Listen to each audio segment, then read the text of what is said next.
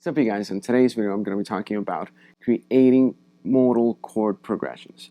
Now, today's video is actually a special video. This is the first of my Patreon video sweepstakes. Now, if you're in the $10 tier level, you actually get automatically entered into a video sweepstakes.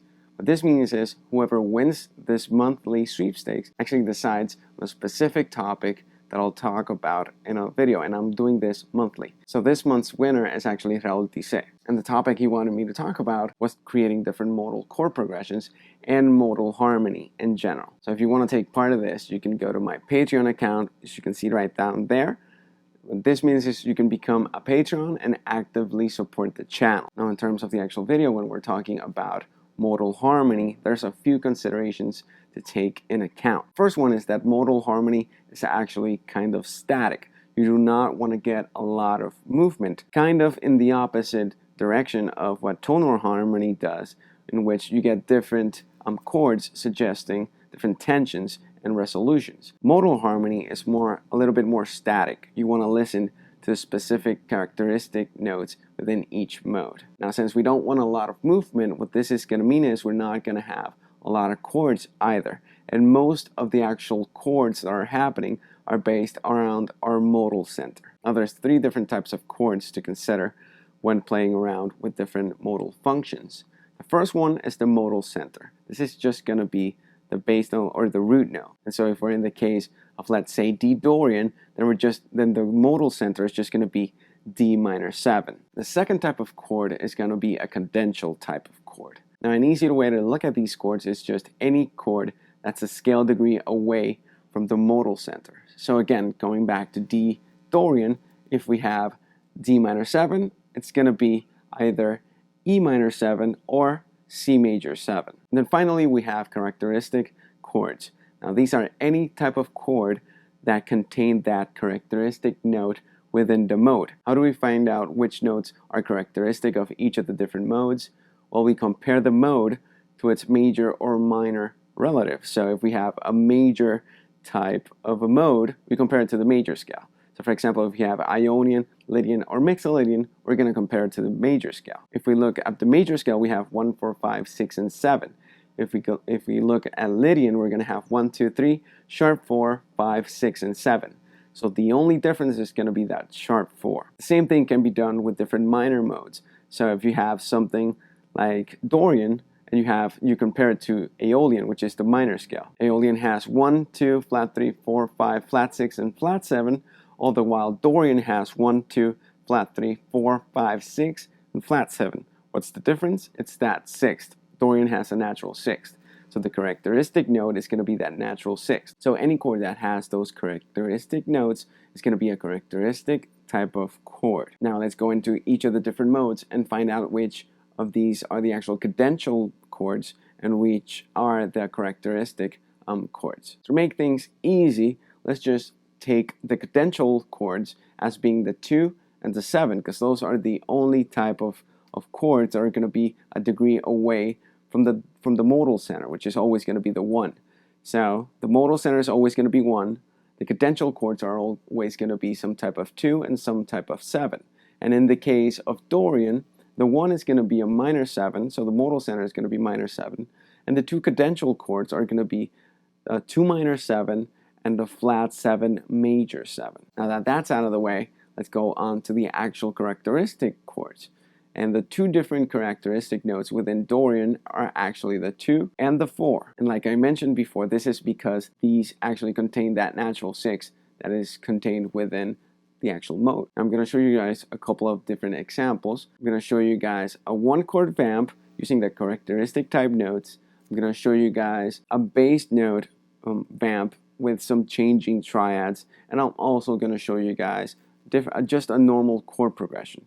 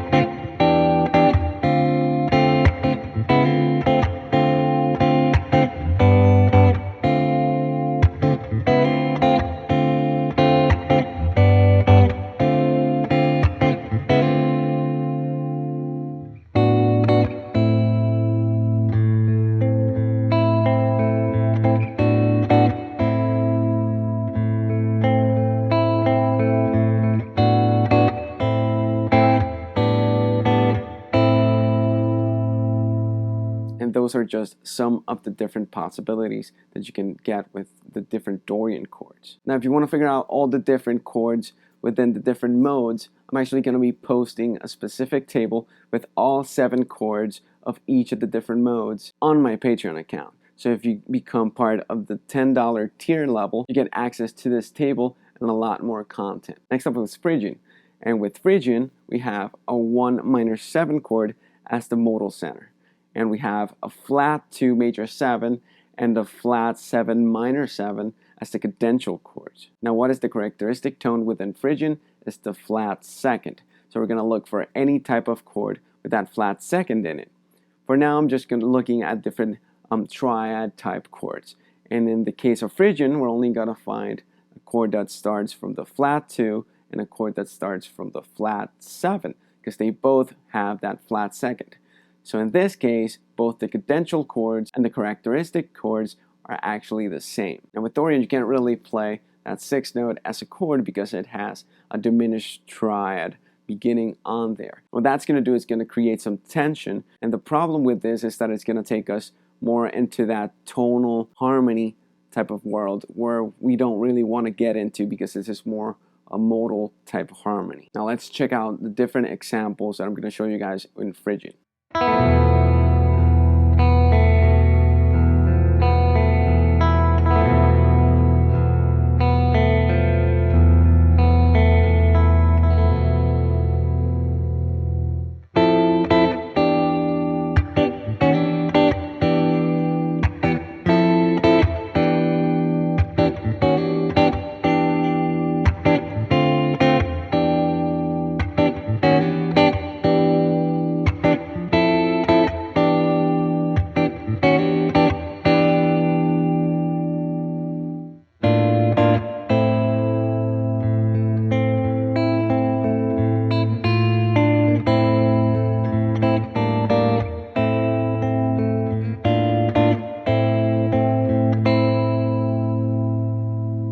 Now the next mode is going to be Lydian. With Lydian, like I said before, the characteristic note is the sharp 4. The modal center is going to be a 1 major 7. The different cadential chords are actually going to be a 2 dominant 7 or a 2 major chord if you want to look at it as a triad. And we're also going to get a 7 minor chord or a 7 minor 7 chord, however you want to approach it. And in terms of the different characteristic chords, it's going to be almost the same as Phrygian. We're going to get the 2 and the 7 as characteristic tones. And then almost like Dorian, we can't really play the chord that stems from the characteristic tone because it's a minor 7 flat 5 or a diminished triad. What that's going to do is going to create tension, and it's going to want to go to some resolution. And again, that's going to take us more into that tonal type of harmony. So check out the different examples.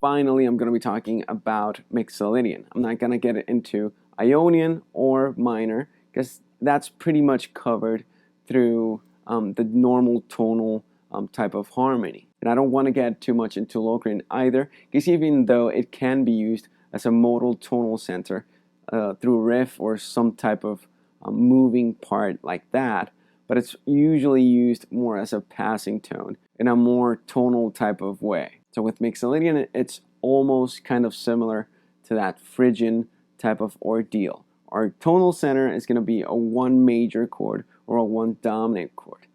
Then our cadential chords are going to be a 2 minor 7 and a flat 7 major 7 chord. Or if you want to look at it more as triads, you're going to get a 2 minor chord and a flat 7 major chord. Now, as the same thing that's been happening all along, the characteristic tones are actually going to be in those same two chords. So the 2 and the flat 7 are actually going to contain that flat 7, which is the characteristic tone within Mixolydian. Now here are the different examples.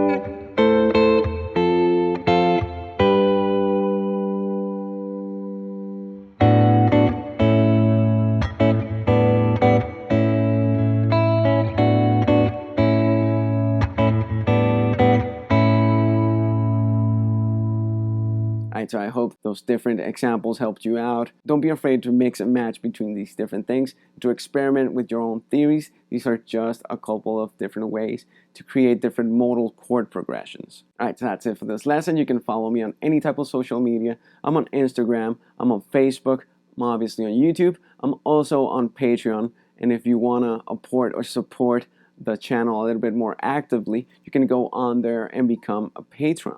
Huge thank you to patrons Raul Tizze and James C. Swartz for helping make this video happen. If you want to check out any of my products, you can check out my book, The Art of Scale Weaving, or any of the different instructional box sets that I have out there with the guys from Guitar Tutorials. Alright, thanks for watching.